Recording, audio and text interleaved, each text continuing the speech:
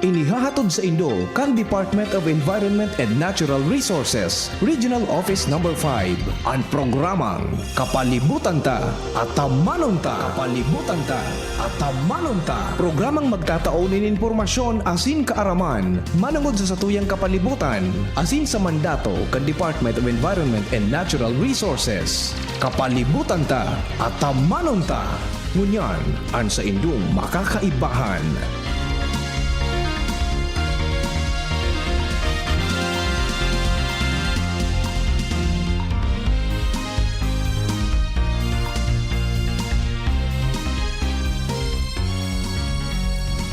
Marahay na aga sa gabos ng mga paraan tabay. Mga kaimanwa, kamusta po kamo?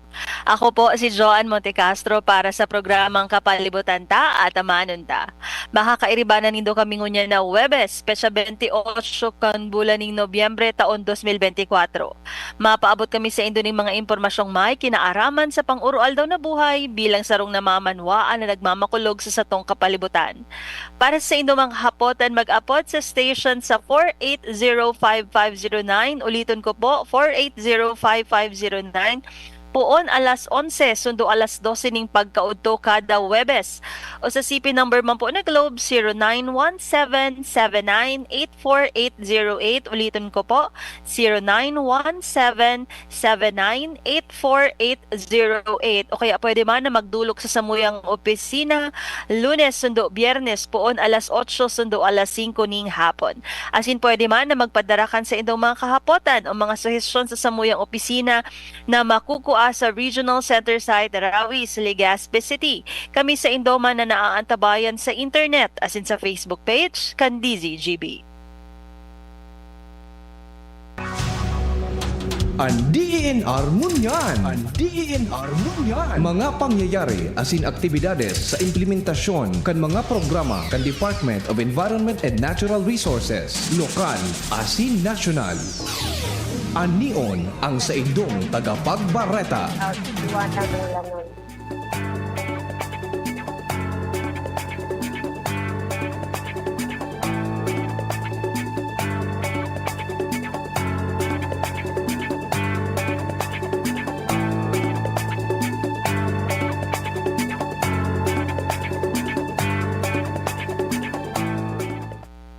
EDC Binhi Arboretum suportado kan DENR.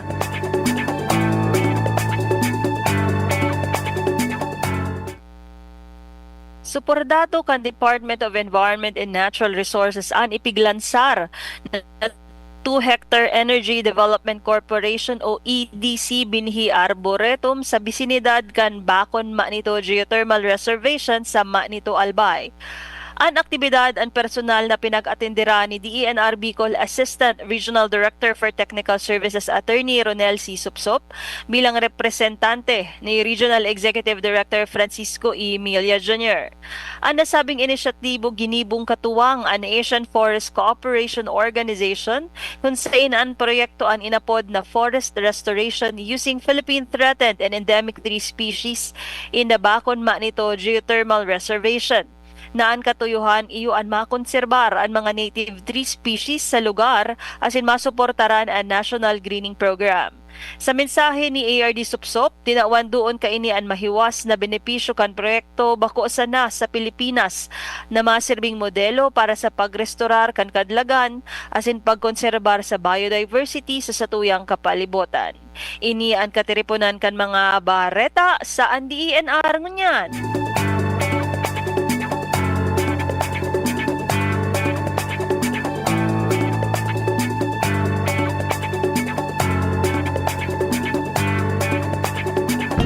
Kapalibutan ko, namumuktan ko. Kapalibutan ko, namumuktan ko.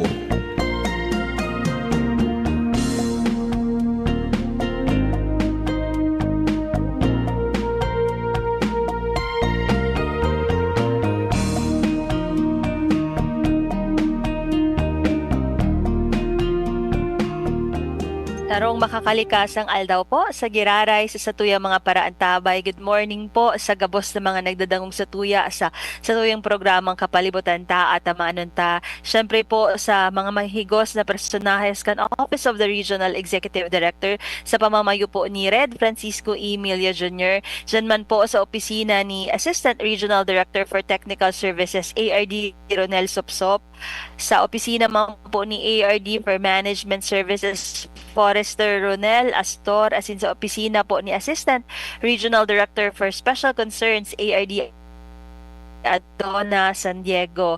Diyan man po sa opisina kang Mines and Geosciences Bureau sa pamamayo ni RD Engineer Guillermo Molina, as in sa EMB sa pamamayo ni RD Girly Abo, as in sa gabos po na mga kairibahan ko digdi sa RSIG, kay Ma'am Ansi, kay Shallow, kay Judy, as in kay John.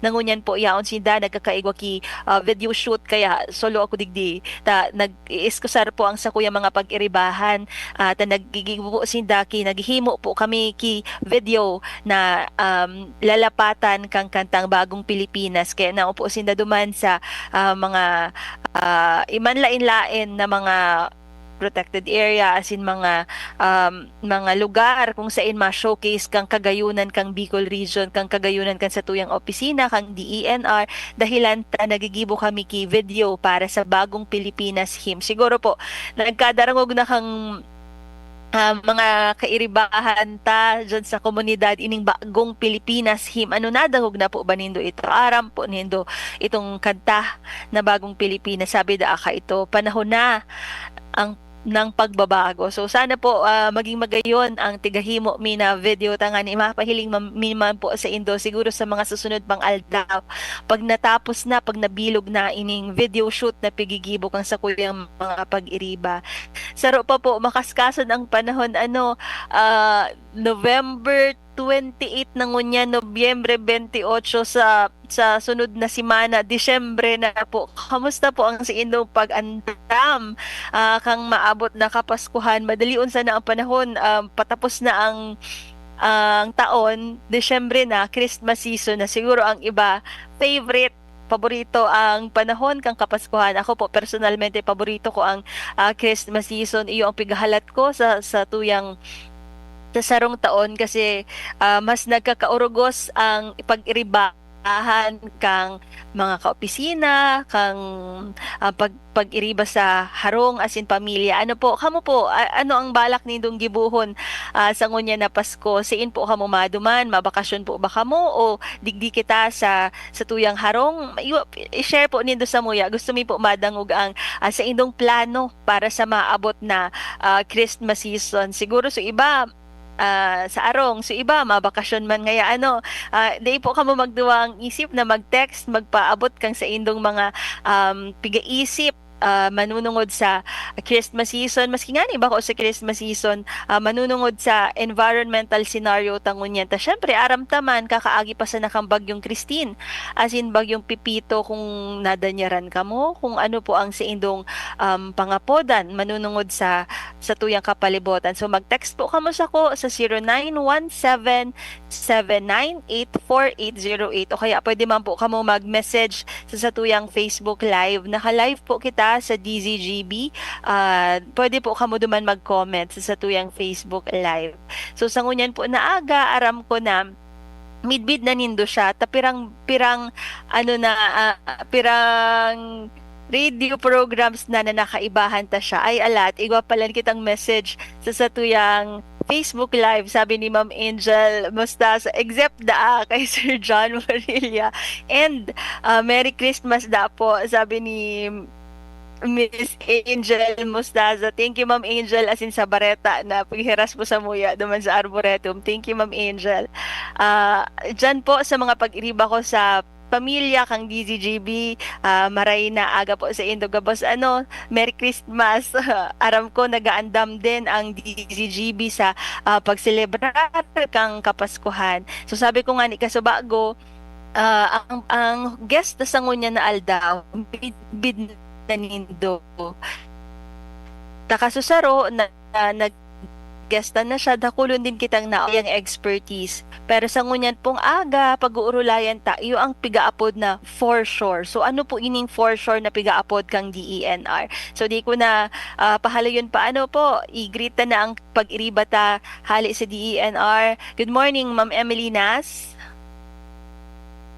Good morning. Naradadangog po ako, ma'am. Iyo po, ma'am. Nadadangog mo po Okay. ika. Good morning po. Good morning So- po sa mga paradangog kan kapalibutan at tamanon ta. Na sa lalong-lalo na po sa angkor na magayuno na angkor tangon yan kan So- DNR. Opo. Thank you po, Ma'am Emily. Salamat po sa pag-invite po sa Muya. Sa ngaran po kan sa Muyang sa Tuyang ni Red. And also ang ating Assistant Regional Director for Technical Services na naatasan po ako na ako po ang discuss po regarding po digdi sa Tuyang topic on foreshore. Yes, ma'am. Ma'am Emily, so video po garo. Iyan. Okay na Okay po. ba? Medyo kabanga daang sa imong face. Naiili. Naiiling sa screen yan. Pwede man po. Iyan, ma'am. Bro backward ka lang kidi itang Sige na po. mahiling ang Sige may po. bidan ka ta last time gari di nahiling ang sa imong lalawgon ngunya na mimidbidan ka na po kan sa tuyang mga pag-iriba mga friends sa community. Ano po, Ma'am Emily, actualmente po ang topic ta, Ma'am Emily, manunungod sa foreshore. Pirang beses na ini nadadangog kang sa tuyang mga mga pag-iriba sa community. Ano po ba talaga, ma'am, ang foreshore? As in, pag sinabing foreshore, sa ining parte kang dagat, sa gilid kang dagat, igwa po ba ining measurement? Tangan imataramtan na foreshore ini. Medyo choppy lang po yung dating sa Muya. Pero, ano ko po, na ang foreshore po, garo first time ta po ini i-discuss digdi sa kapadlibutan at tamanon ta. Ang foreshore po, siguro, dako naman po kita aware na alam ta po itong baybayon. Sa baybayon po, aware po kita na may Opo. inaapod kitang taob. Itong, pag sinabi nating taob, high tide iyan. And pag unas naman po, low tide po iyan. In between the taob and the unas, yan po ang area nang napo-form na daga dyan, yun po ang inaapod ng foreshore. Po. So, but ang foreshore po, itong inaabot po kay inaabot ng garo wave was tong highest tide sa inot na pong definition kasi kaiyan it is it is a part of the shore which is alternately covered and uncovered by the ebb and flow of the tide. So, minsan may tubig, minsan mayo pong tubig. Pero alam ta po na ang shoreline po minsan, lalo na po kung mga makusog po ang alon ta, mina-extend pa rin po iyan duman sa inaabot. Kaya may inaabot pa rin po tayong shoreline, but not necessarily, it's not a foreshore na po. So, ang foreshore na po, nalilimita lang po during regular tides po. Ito po na may tubig and mayong tubig pag unas. Ang sagat na po, yan ang foreshore. So, yun po. So, Ma'am Emily, magkaiba ang foreshore sa shoreline. Ano po, magkaiba ining duwang inita. Minsan, makasabihon, magkaparehas man sa nagaro. Ano ang difference niya talaga? Tas sabi mo, ang foreshore, duman sa katahawan kang taob, which is high tide, as in unas, magayunon ini mga terminologies mo, Ma'am Emily. Unas palan ang Unas Bicol, ang low tide. ang low tide, ang Oo. taob, iyo ang high tide. High tide, So, iyo po. nakaupod Oo. kita ngunyan kay So, Ma'am Emily. Ang foreshore is part of the shoreline. Mhm. So, may shoreline po kita, meron pa din dyan na baybayin. But sometimes po, dahil na po ito naapunta, itong sa inutan ka itong foreshore na sinabi ko nga inahap sa regular na kan panahon, ito pong naabot lang po kan high tide and the low tide. In between that, yun po ang foreshore natin. Yun po. So, parati man po palan gila yun, ang foreshore, kang shoreline ta, Shoreline. ano. Opo. Pero ining foreshore, tigtataawanan ta siyang definition, tangani na. So, pagprotektar ta man, digdi sa DENR, pagprotektar ta kang sa tuyang foreshore, mataawanan ta ki polisiya, ano Ma'am Emily. Gusto ko Opo. actualmente, so, tinao mo na definition kaso bago manunungod sa foreshore. Sabi ni Ma'am Emily, Dan. ang foreshore da po alternately covered and uncovered by the ebb and flow Flow. of the tide. Actually, po ma'am, sa mga writers, paborito ko ini na linya na ebb and flow of the tide. Magayunon siyang word sa English dictionary. Yan ang sa kuyang paboritong word na gamiton kapag igwang poetry, kapag nagsusurat kita ki mga kung anong articles. Ah. So sabi ni Ma'am Emily, ining mga foreshore iyo supag tahaw da po siya kan taob asin kang unas. Ngunyan Ma'am Emily, ano po ba ang physical na features kaining mga foreshore? Kapag sa foreshore, ano ang mahihiling mo digdit? Gusto mi kay Ma'am na ma-picture out kung ano ang igwa sa mga foreshore areas ta. Ang for sure areas ta talaga kung maiiling ta kay ito kan sa dit pa kita usually po baga pag sa maiiling ta sa recreation area ito po bagang mga beaches usually dakulo na beaches kita digdi sa Bicol region considering na kita po napapalibutan halos ki tubig ang sa tuyang mga munisipyo. So minsan naman po sa for sure mahihiling ta po na may mga mangroves diyan. O kaya ini po critical habitat ini kan mga marine species natin like minsan nangingitlog po baga ang mga pawikan yaon yan sa foreshore so pinoprotektahan ta po iyan and then igwa din po minsan na ito po bagang mga ginagamit for industrial purposes where sometimes meron po tayo niyan dito sa atin sa Bicol may naggagamit po iyan na ginagamit siya na parang oil agihan po kan mga oil depot natin. So industrial ang purpose natin diyan. Sometimes may mga cannery pero digdi sa tuya kaya de kita ki cannery. Pero sa ibang regions igwa po so pagpagawaan po baga ki mga sardinas. Yun po ginagamit din po ang foreshore and usually ang gamit nila for industrial nagiging causeway po ito sa mga projects natin ng industrial ang foreshore area. So, yun po, ginagamit na po yan na sabi nga ni kan government natin kung maayos lang po natin ang pag-manage, dakulaon ang revenue na pwede nating makuha dyan sa foreshore areas na yan. But, may mga issues din tayo na nai-encounter sa foreshore. Kasi hindi na po ito new sa atin kasi even before po baga the civilization natin, kung saan po ang may bodies of water, yaon nag-i-start ang civilization sa mga inadalan ta kaninot. That's why, ang foreshore natin, kung mahihiling mo sa presente, dakulon kitang ginagamit po yan ngunyan kan mga residents, yaon dyan nahihiling ta mostly nakaka-star ang mga nagtitinir ang mga tao. Nagtitinir ta. Parang naiiling po kaya ninda yaon ang opportunity sa may bodies of water, di ba po?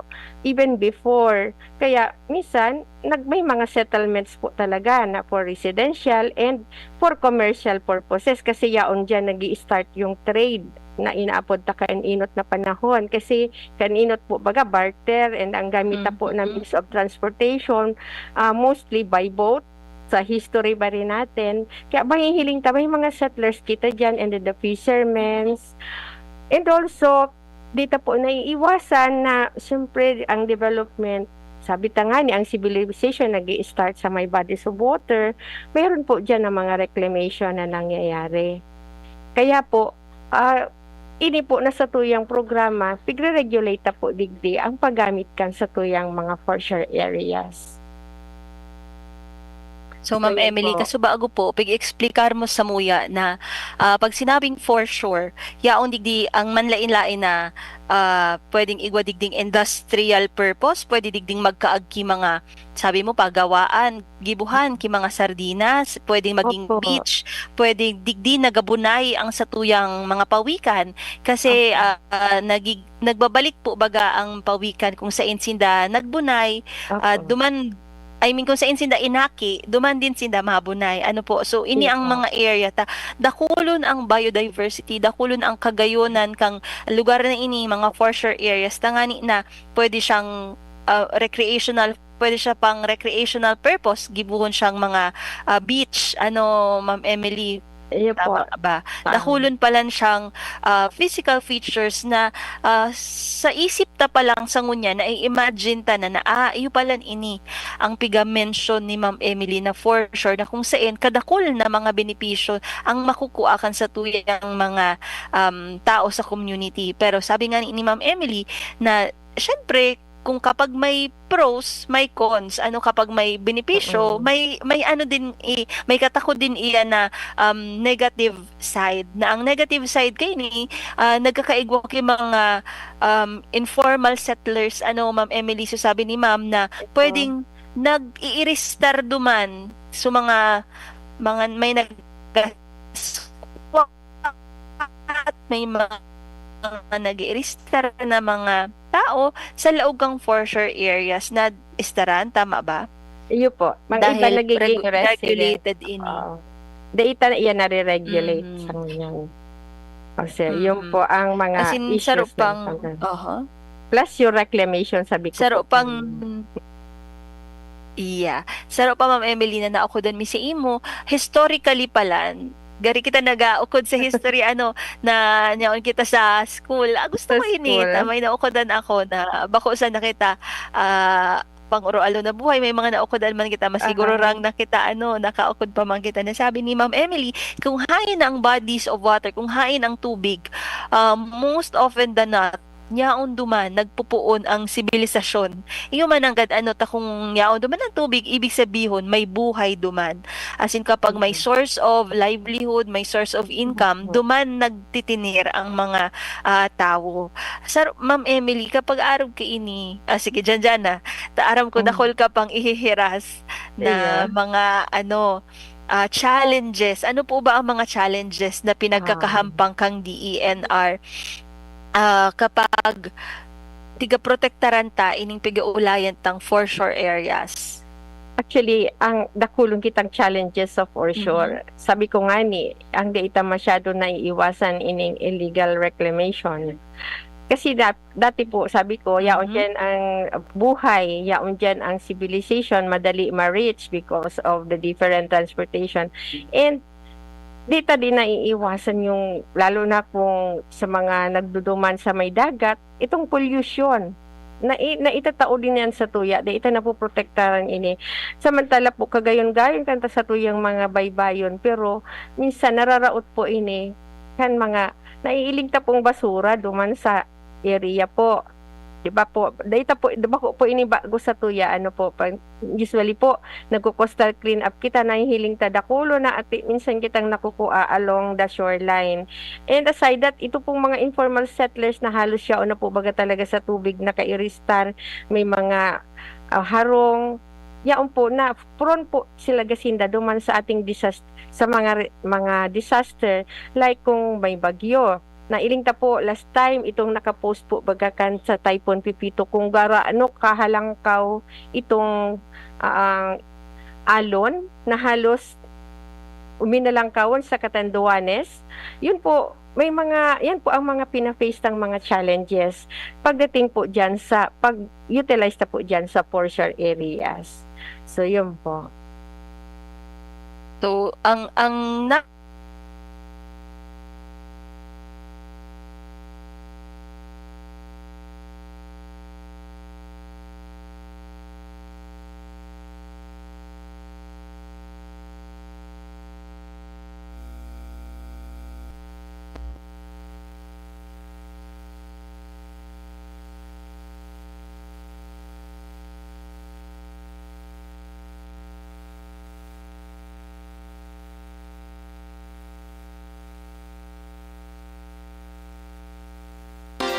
Inihahatod sa inyo kang Department of Environment and Natural Resources, Regional Office Number 5, ang programang Kapalibutan Ta at Tamanon Ta. Kapalibutan Ta at Tamanon Ta. Programang magtataon in informasyon asin kaaraman, manungod sa satuyang kapalibutan, asin sa mandato kan Department of Environment and Natural Resources. Sa tung hinanyugon, kada Huwebes alas 11 sagkod alas 12 nin pagkaudto, Kapalibutan Ta at Tamanon Ta. Hatod sa inyo kang DENR Regional Office 5 asin kan istasyon na ini.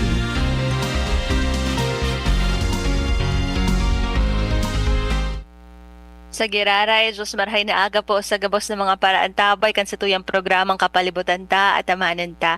Nag-brown out po, kaya nawara kami sa ere.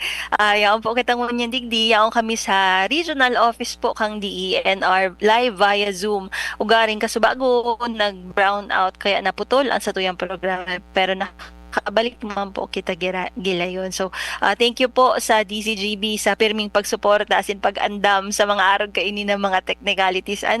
Kasabago, bago kita naputol kang brown out, na pag-ulayan ta ang manunungod sa foreshore areas. Nasabi nga ni magdaa kang taob asin unas. I-exam ini dyan.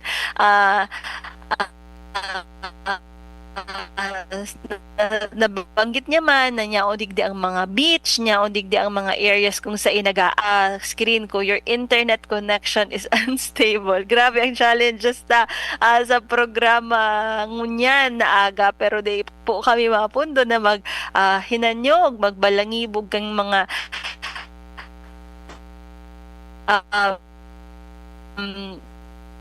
programa kang DENR kang mga kaaraman manunungod sa na maski magayunon ining lugar na ining pigaabot ang foreshore igwa ini ki mga kadipisila na pinagkakahampang.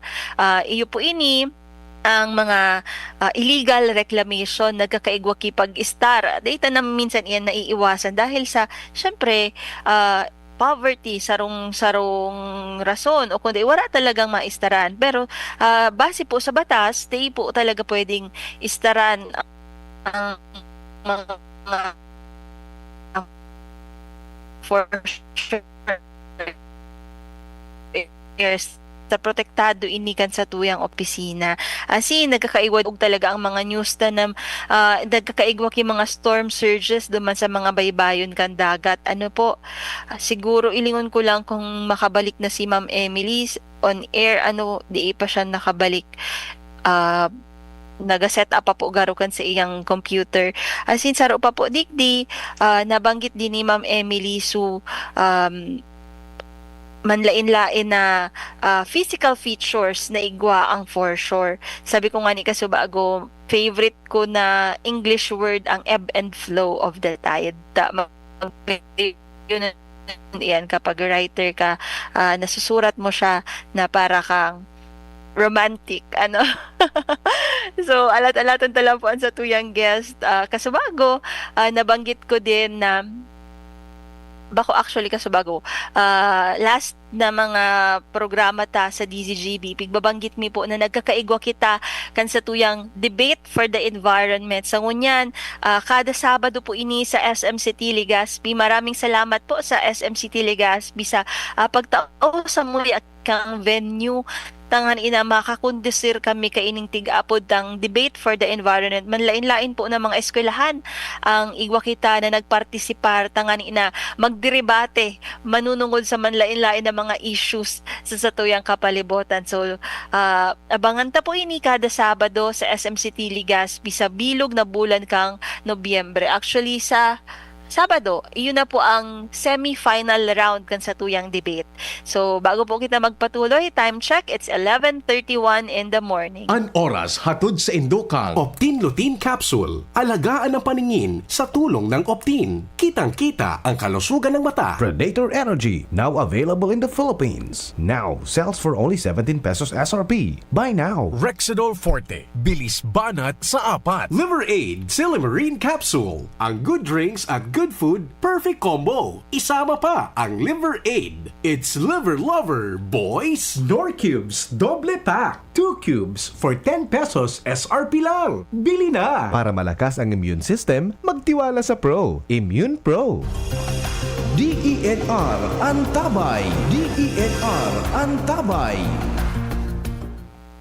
So kasubago po, nadangog ta sa satuyang bareta iyo ang pagsuporta kang DENR sa launching kang 2 hectare dakulaon ining arboretum na tig-launch kang EDC kang Energy Development Corporation tig-apod tang binhi arboretum sa laog kang bakon ma nito geothermal reservation na sabi ta nga ni po partnership ta ini sa Asian Forest Cooperation Organization bilang parte kang Project Forest Restoration using Philippine Threatened and Endemic Tree Species. Kaya nagtataranong po duman sa laog kang Manito Albay, sa bakon Manito Geothermal Reservation, tangan ina makatabang sa pagprotehir kang sa tuyang kapalibutan. Actualmente po, saro sa problema, iyo ang pagkakalbo kang sa tuyang mga kabubuldan.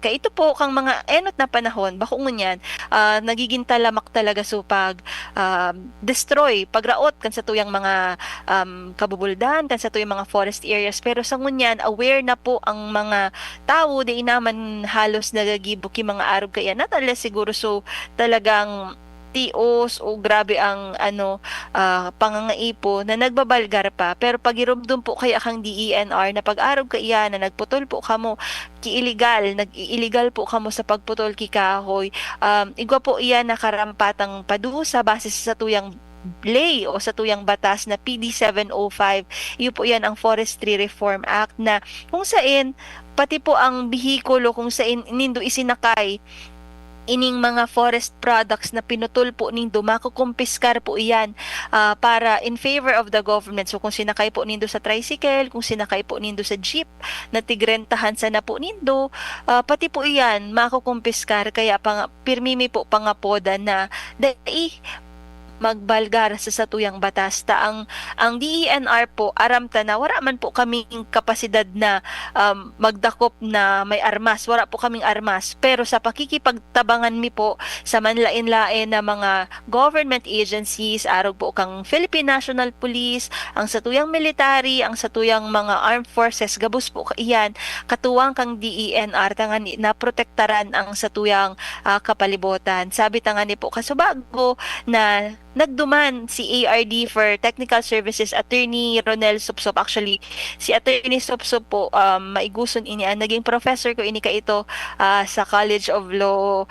Maski niya siya sa DENR, nagaturo siya. Maiguson ining tawong ini as in sa iyang mensahe na ining proyekto kang EDC Energy Development Corporation binhi arboretum magtao ki proteksyon sa satuyang kapalibutan ta duman po matanom ki 20 na endangered native plant species tangani na maging living repository po ini kan sa tuyang mga biodiversity as in matao din po ining tabang o katuwang ang 60 na mga paratano, mga farmers po from the Alliance of Bachman Farmers Association tangani na pagtarabangan po baga sa komunidad, mas magayon na ang DENR nagkakaigwa ki public-private partnership initiatives tangani na mapakusog ang satuyang partnership sa satuyang mga kaibahan sa community tangani na nakikita ang mga farmers na nagkakaigwa din na benepisyo ang satuyang kapalibutan. Nakabalik na po ang satuyang guest na si Ma'am Emily na pasensya na po kamo sa naging technical problem kasubago na Aleco, please naman po. I-greet ko kamo. Good morning po. Dyan sa mga taga-Aleco, sa General Manager kang Aleco. Sana po pag nagaprograma kami dahil mag-brown out. As in, sarap pa po sa ngunya na bulan, November, pagsiselebrar ta ang 18-day campaign to end violence against women na igwa po, nagsusuporta po digdi ang DENR ang pigaapod ng vow bigyang wakas ngayon na ang oras. So siguro so mga kababaihan na nagsasuffer pa po sa domestic abuse, so nagpaparatirios, mga martir po ba kita? Bawal ang martir. Bawal na, kaipuhan ta ng tapuson ang violence against women. Ano po, kaya nga niigwa kitang batas na pigaapod ng VAUSI. As in, suportado po ini kang DENR, kabos na mga karapatan kang mga kababaihan. So, Ma'am Emily, aram ko po na kasabago, pinag-uulayan ta sa mga challenges na igwa ang sarong foreshore area. So, kasubago may na-mention kang apat na mga challenges na tiga kahampang ang foreshore areas. Araw kang sabi mo kasubago, may pollution, igwang illegal reclamation, di pa kita na satisfy sa igwang daga, pati sa dagat, tiga ko ata pa, kasi actually, ang nangyayari kayan, magayon duman, magkaagi mga businesses, siguro mga resort, sa mga beach, pero aram po nindo sabi duman sa prayer may padusang balik ang sa tuyang kinaaban. So kung ano ang sa tubig da sabi ninda, pero siguro may katotohanan din iyan. As in, sabi man kan sa tuyang guest, disaster risk, araw kang mga storm surges at since mga tinir kang sa tuyang mga informal settlers. So Ma'am Emily, since igwa po kita ng mga challenges, ano po ang pigsasagibo kang DENR na aksyon tangani na ining mga issue na ini matawan ki karampatang solusyon? Okay po. Way back in 2012 to 2017, we had una po, dinetermine natin yung extent lang po ng foreshore areas is in general. So, natapos na po ining survey and mapping of foreshore areas. Also, another na inintroduce ng satuyang opisina is nagkarigwa po kita ka itong Provincial Foreshore Development Management Plan. Where doon po sa Provincial Foreshore Development Management Plan, ang objective ta po doon is ma-manage natin na maray itong sa tuyang foreshore areas na viewing, maximizing the benefits from multiple uses, promote the wise use of foreshore areas, kasi sabi tangani kung ma-manage ta ini kimarhay, dakulaon po ang revenue na pwede tang makuha digdi sa foreshore areas by introducing different businesses. Of course, hindi natin pwedeng i-compromise yung ating environment for the benefit po ng ating future generations, and also direct the activities of the agencies involved in the disposition of foreshore areas in the local level. Kasi sabi po natin, hindi lang po kasi kita po ang DENR mandated to manage these areas, but we have other agencies na may jurisdiction din po to also protect these areas, and manage also for purposes of development, like Ang katuwang tadigdi, ma'am. Iting Philippine Ports Authority. Importante po, may project din po sinda. So kung may project po itong Philippine Ports Authority, hinihingan din po natin sila sa info itong mga plan nila to establish ports. Kasi yaw po talaga yan sa foreshore. And also our DPWH, they have also these projects within the foreshore area, more particularly itong protection po ng ating mga seawalls, pag-establishment of seawalls, and also they have these coastal roads na nagbibigay din po ng aesthetic beauty sa ating mga along the coast. Minsan po kasi ang coastal road din kung ang nasa cliff, okay lang po, but sometimes po nadadaanan din po itong sa tuyang mga foreshore na potential din po for beaches. And also we have the other agencies. We have the BIFAR, sila po yung mga mangingisda din po. So we also coordinate with them, more particularly itong may mga mangroves din po natin sa satuyang opisina. Lahat po natin yan kino-consider, in-incorporate po yan duman sa satuyang foreshore development management plan with the local government, kasi sila po ang end user nitong lahat. Whatever na benefits po na madiderive dyan, ang number one po na magbe-benefit dyan is the local government, because the revenue that will be generated dyan ay naibabalik din po dyan sa INDA through the IRA. Di ba po? Pag nagbayad sa tuya ining mga nagre-rent sa foreshore area, part of that is, although tayo po yung nagko-collect, but in return, may part po dyan kasi niriniremita po yan sa National Treasury. Pagbalik ka yan is IRA pag-abot po sa local government. That's why partner natin sila. And of course, the Department of Tourism with the projects on recreations, itong mga beaches natin, may mga areas po baga sila na dinideclare nila na tourism, potential for tourism.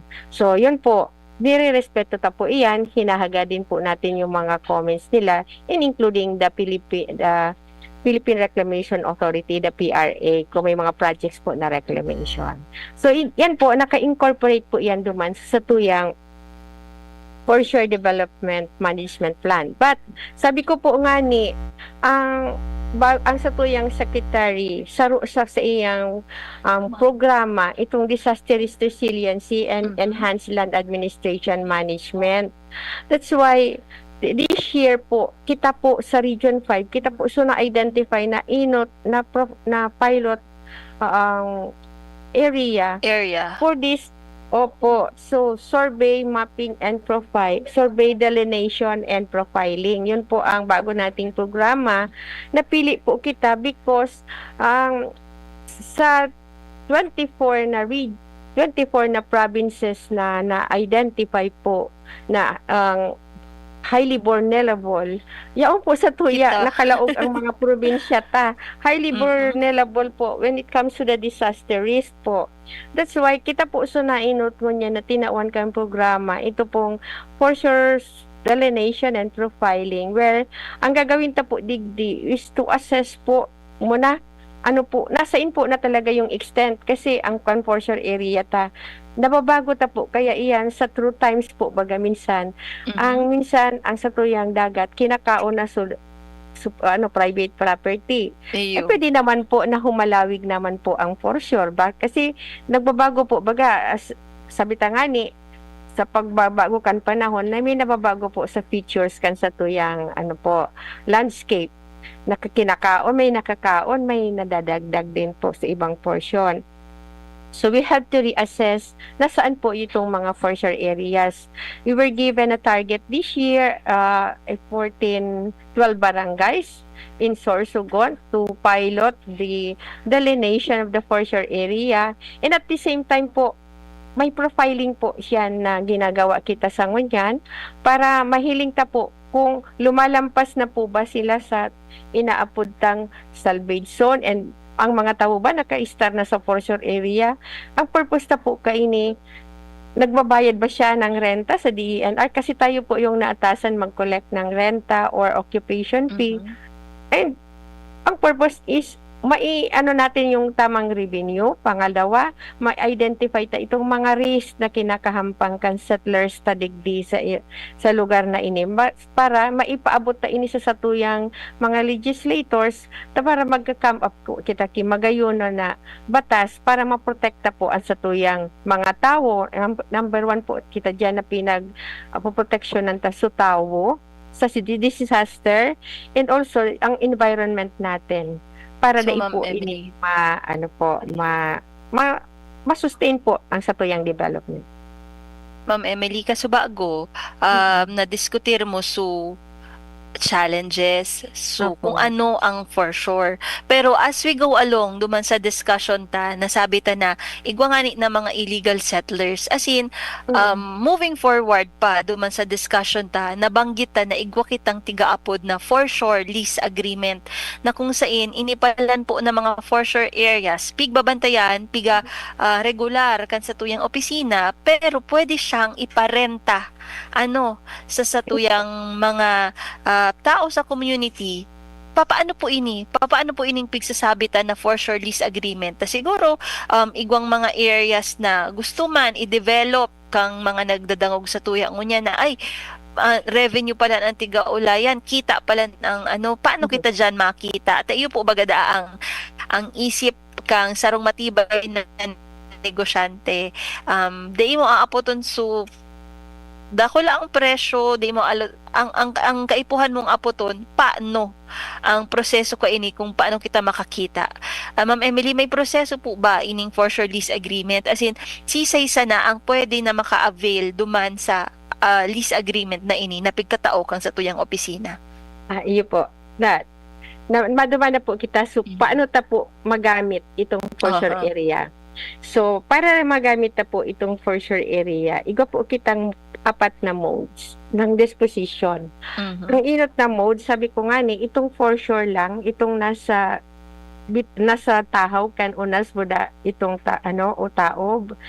And ito po, gagamiton tayo, may mga gamit kita. Sa satuya po kayang for sure development management plan, igo po kitang tatlong general zones. Mhm. Itong zones na inaapod ta na protection, conservation, and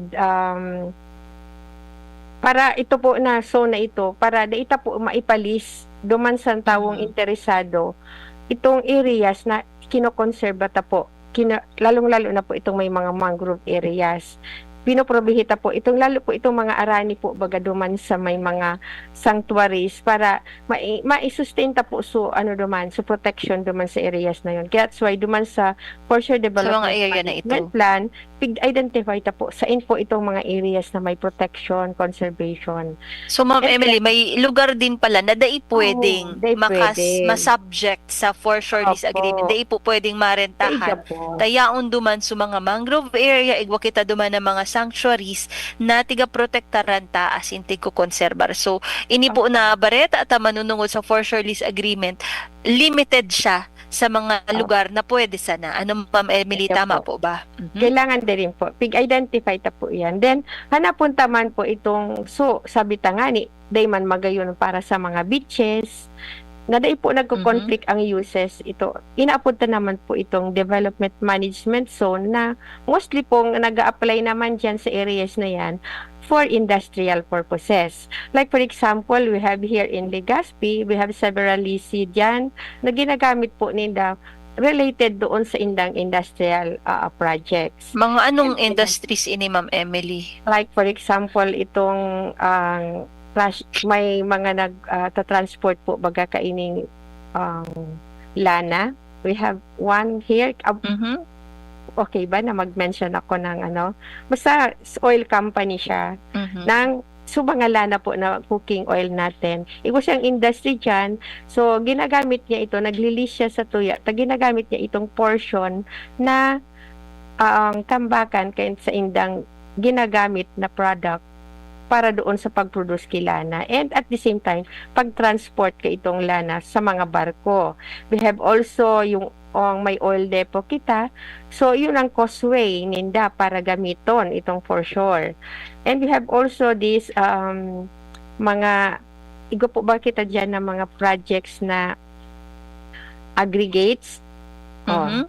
Nagiging areas po ninda ito duman para sa indang project for aggregates like baybay, itong graba. Yan, iga po kita kaandig di sa tuya sa Bicol. And also for electricity purposes, mayroon din po tayo niyan digdi sa Bicol na nag-release sa tuya. Then another na uses natin for recreation, iting mga beaches.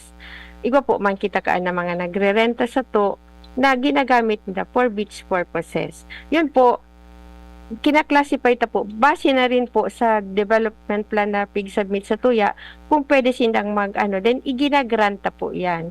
So, may apat po kitang disposition na mention ko kasubago. We have the for Pero Ma'am sure- Emily, wait lang. Sure.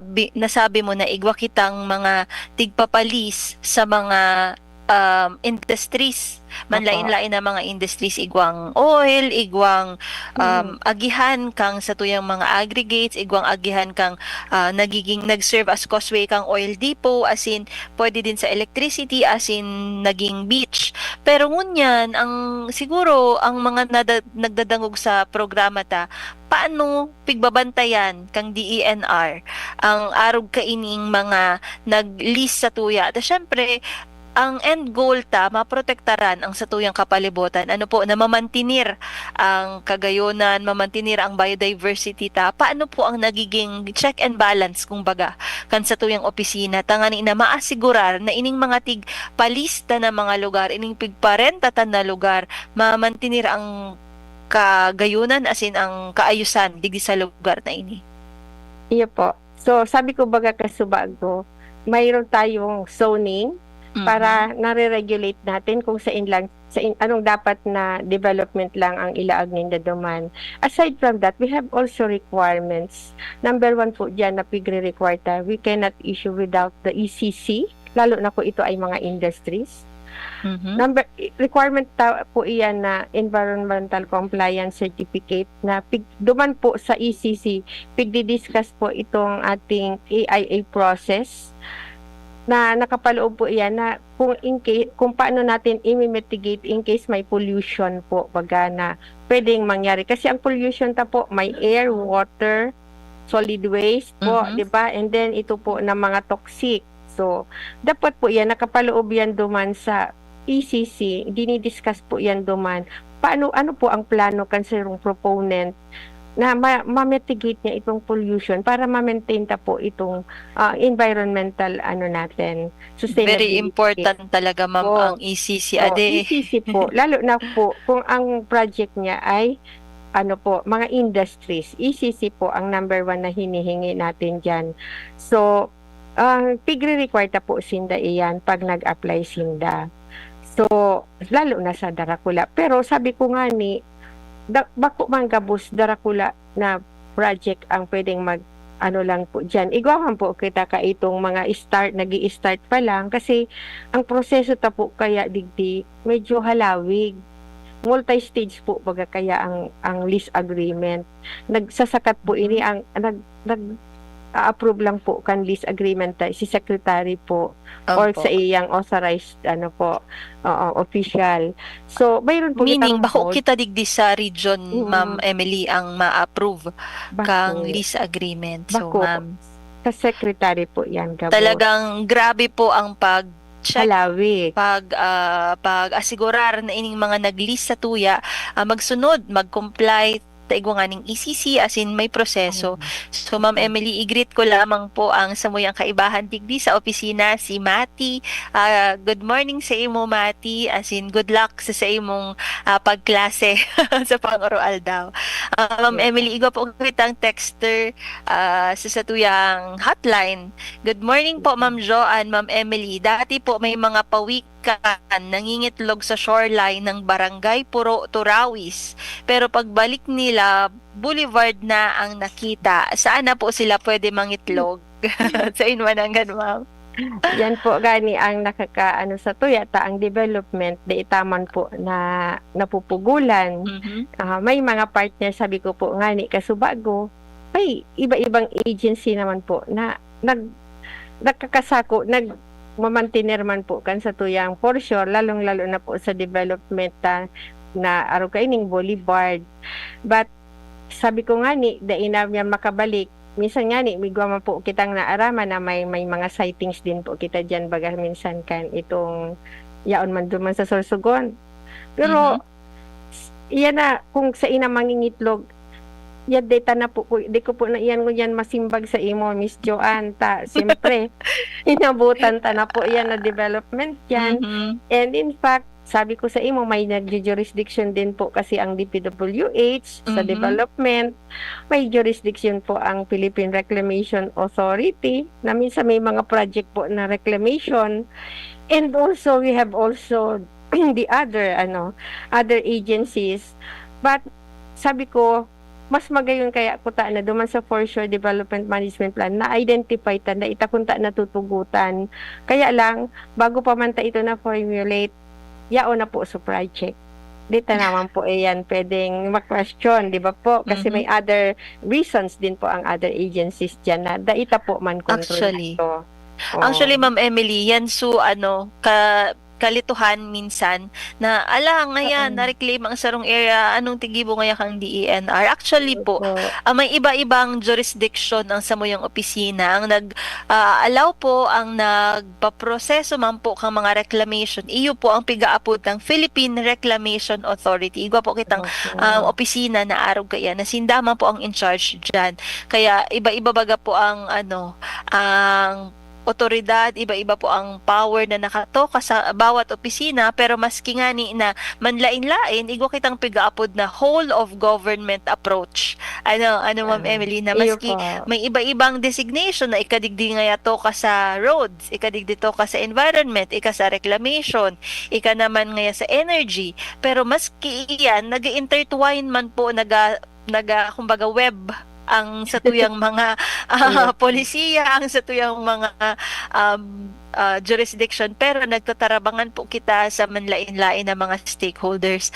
Actually, Ma'am Emily, dakulon ako na ukudan manunungod sa foreshore area, ta sabi ta nga ni Kasubago Garo, first time ta ini pig-discuss sa satuyang programang kapalibutan ta at amanon ta na igwa po palan kaining pagbantay, pag-asigurar, pagkonserbar kan sa tuyang mga foreshore areas na sabi ni Ma'am Emily, katahawan kang taob asin kang unas. Nice no ining terms tango niya na aldaw asin ito, igo din po kitang pigo-offer sa DENR na foreshore lease agreement na sa pag-discuss ni Ma'am Emily, may mga manlain-lain kitang modes, kumbaga, paano kita acquire kaini, pero kulang na sa tuyang oras. Aram ko dakulon siguro sa mga may business minds, iba minsan kaya may tao na okay, ang goal niya magturo, ang goal niya ngaya mag-opisina, ang iba man ang goal magnegosyo. So siguro nakaisip na mga araw kaini na pwede ngayang maggayon na revenue source ining mga tig-discuss ta, i-discuss ta siya ulit sa mga susunod pang serye kan sa tuyang programang kapalibutan ta at amanan ta. Ma'am Emily, may gusto ka po bang i-shout out, panghuling mensahe mo? Ayo po. Inot gusto kong pasalamatan ang satuyang opisina, ang sa liderato po kan satuyang ni Red Milia, and of course ang sa iyang mga assistant, regional directors, sa technical services si Attorney Supsup, Attorney Ronald C. Supsup, sa management si Forrester Ronel Astor, and sa ating special concern si Ma'am Adona San Diego, and of course ang samuyang hepe na yaon man po undigdingon yan sa samuya, nakairibanan ko sa LPDD si Ma'am Ophel Zantua and the rest of the LPDD family na nagdadangog sa kuya. Ini lang po ang gusto kong ipaabot. Very wide po ang pagdating po sa discussion ng foreshore. Medyo halaba po ang satuyang discussion digdi. Kulang po ang 30 minutes na degree. But at least naalaman na ninda ko ano po ang foreshore, paano ito gamiton, may diit na tayong na-introduce. But kung those na gustong mag-develop, kung gusto pa po na kung paano po ma-regulate ang sa indang paggamit, welcome po sila mag-visit digdi sa tuya sa Licenses, Patents and Deeds Division. Hanapon lang po ninda po ang Patents and Deeds section para i-line po sina ano po ang mga requirements, paano po sindagang, ano po ang inutindang gigibuhon, at maigay din po anong tamang negosyo ang pwede nilang i-apply duman sa indang mga areas para po nare-regulate din po natin ang paggamit, and at the same time di po kita nagbabalga sa mga laws na mga laws, rules, and regulations para po mapangatamanan ta po ang satuyang kapalibutan. Yun lang po, at marahin na po sa mga paradangog. Maraming salamat po, Ma'am Emelina, sa imong mga tigtao sa tuya na insights, mga wisdom na pighiras mo sa tuyang mga paradangog. Sabi ko nga ni, pag may take away ang host, may naukodan ang host, for sure, may mga nagkaorokodan din ang mga nagdarangog sa tuya na mga tagahinanyog kang sa tuyang programang kapalibutan ta at amanan ta. Good morning po sa gabos na mag-iribat na dyan sa LPDD, sa pamamayo ni Ma'am Ophel Zantua. Mabuoton po ini si Ma'am Ophel. Good morning po sa Indo dyan. Asin po sa Giraray, sa maigos asin matibay na liderato kan sa muyang Regional Executive Director na si Red Francisco Emilia Jr. sa 3. Ako po si Joan Montecastro. Asin ini ang satuyang naging programa Kapalibutan ta at Amanon ta. Sa indong nahinanyog ang programang Kapalibutan ta at Amanon ta. Kapalibutan ta at Amanon ta. Diyos mabalos sa indong pag-antabay.